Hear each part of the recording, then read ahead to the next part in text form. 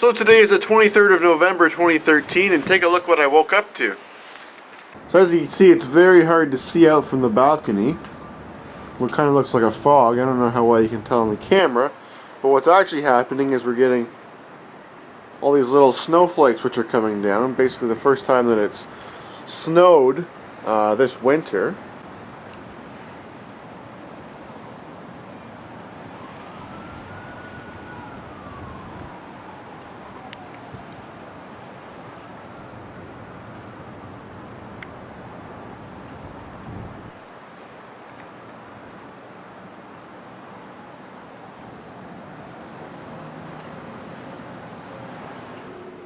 So as you can see, my apartment's kind of messy right now. I've got quite a few projects on the go right now. I'll just kind of give you a little bit of an update on those. So as you can see here, my Rally Sport, my main commuting bike, is tipped upside down, and unfortunately it's been tipped like that for quite a few days now. As you'll notice, the back wheel is removed, and if you look closely, you'll even see that the back wheel doesn't have an axle through it. The reason for that is because unfortunately on Tuesday afternoon, when I was on my way home from work, my rear axle broke.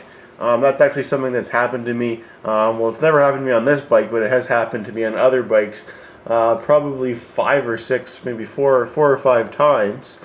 And I'm imagining it has something to do with, carrying loads on the milk crate. It does, make extra strain on the back wheel there. So I'll go through my collection of spare parts, and although I do have a number of spare rear axles, unfortunately I don't have one that's as long as this one here.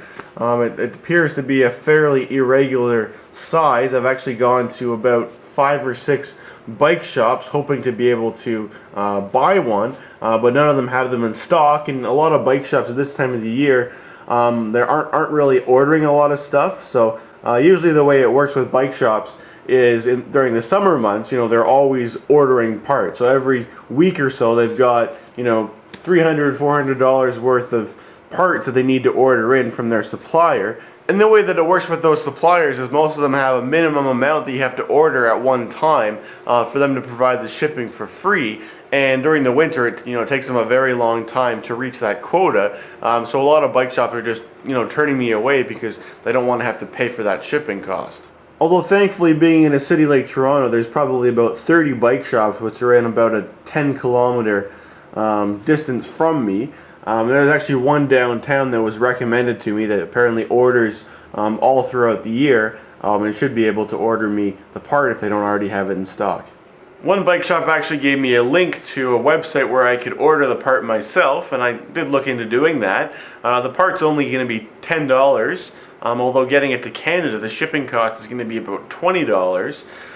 So $30 for an axle seems really expensive, and especially when the shipping costs twice as much as the part, it really doesn't seem like a very good deal.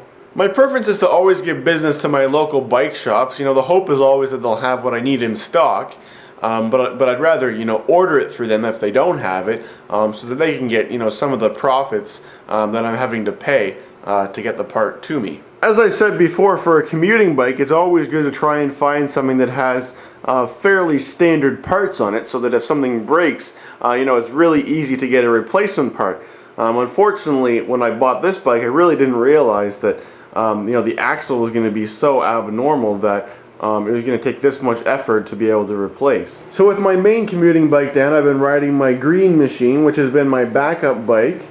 And it's funny, I really, I've had this bike here as my backup, but my Rally has been so reliable. I've really only had maybe 2 other situations where I haven't been able to ride this to work throughout the summer, and now all of a sudden I'm having to ride this bike every single day. And it's really funny when you leave a bike sitting like that for all that time, you don't realize how many little issues there are with it. I had no issues riding the Green Machine when I went to work on Wednesday. However, on the ride on Thursday, I found that the chain kept skipping, and I kept looking down trying to figure out what it was, but there was really nothing obvious that could suggest why it might be skipping. So I just kept going, and then all of a sudden my chain actually broke. So what I figured, there must have been a link that was a little bit bent, and every time it went around, it caused the chain to skip a little bit. And over time, with a broken chain like that, or with a bent link, it's obviously weaker, and all of a sudden it just broke. So I ended up having to stop. And luckily, I bring a nice little collection of tools with me to work, so I was able to just take that broken section out and fix it back together the way that I've showed in my chain repair video.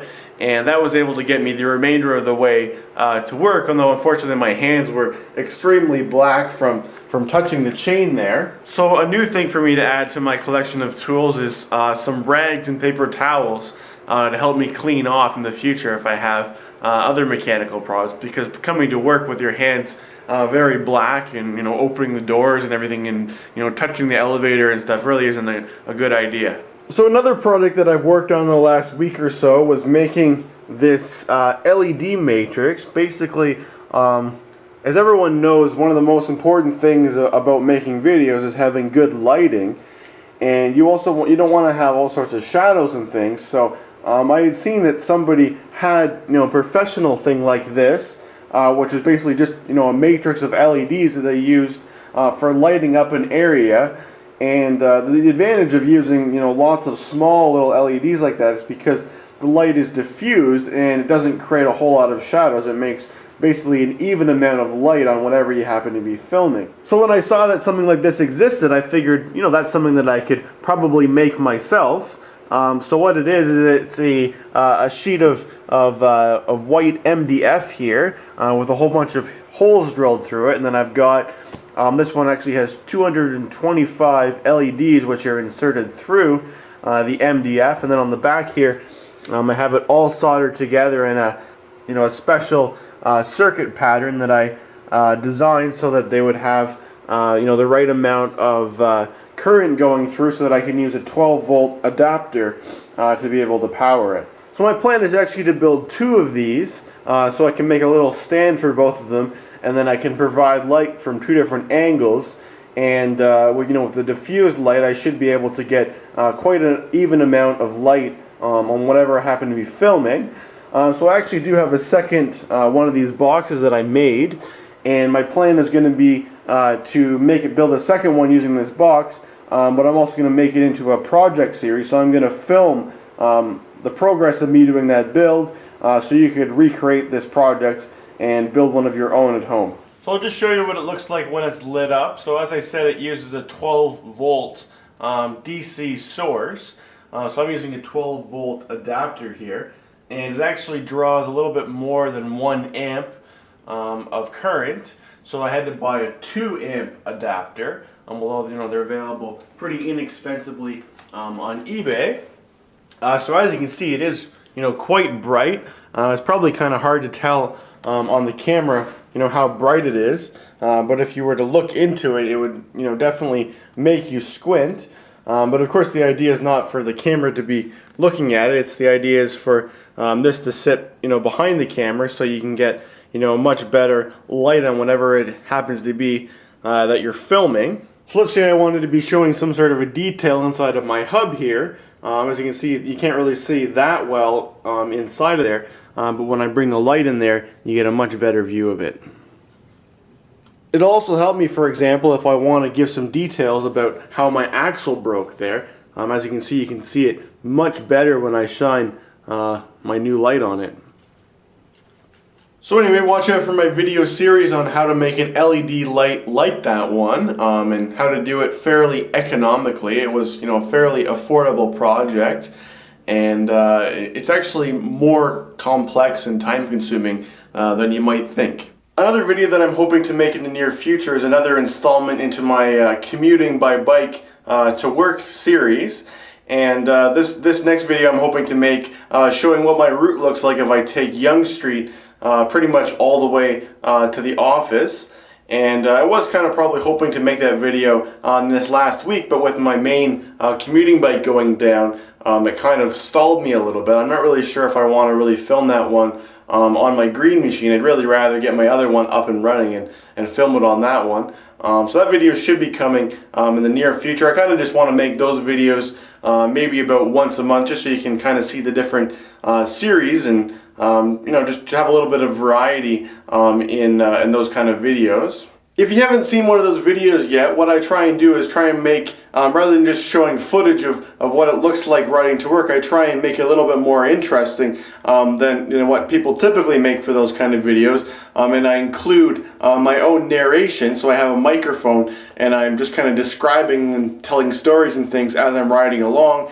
And I also incorporate two little statistics at the bottom. I show you my instantaneous speed and as well as my heart rate, so you can see you know, how hard I'm working and how fast I'm going as I'm riding along. I am planning on riding my bike right through the winter. You know, when there's snow on the ground, I'm not planning on putting my bike away or anything like that. So you can look forward to hopefully seeing another one of those commuting videos showing what it's like to ride through the streets of Toronto when there's snow on them.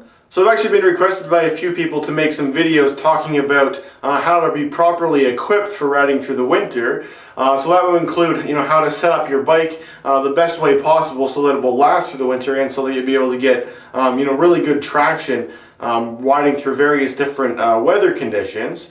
But that'll also include a video about what I recommend wearing for different weather conditions. I'm actually not planning on making those videos until I'm in the, you know, the very deepest part of winter, when it's, you know, the coldest and the snowiest.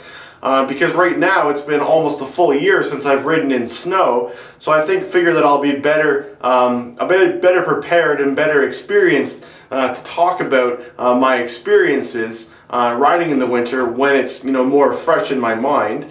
But in the meantime, I have been taking notes and things, preparing for that clothing video, because I want to make that video so I can basically describe what to wear during any weather condition. So starting from, you know, the hottest day of the summer down to the coldest day of the winter, I've been taking notes of various different temperature ranges and what I find are the best, in my opinion, to wear, so you'll be comfortable riding, and so that you're not going to be, you know, too cold, and so you're not going to be too hot, and so that it's, you know, the perfect in between of those, so that you'll be able to get to where you're going and not, you know, get too sweaty. So that pretty much concludes this video. I just kind of wanted to make a little bit of an update video. It, you know, had been a while since I made a video, and I kind of just wanted to talk about what's to come in the future, you know, what you have to look forward to on my cjhoyle channel.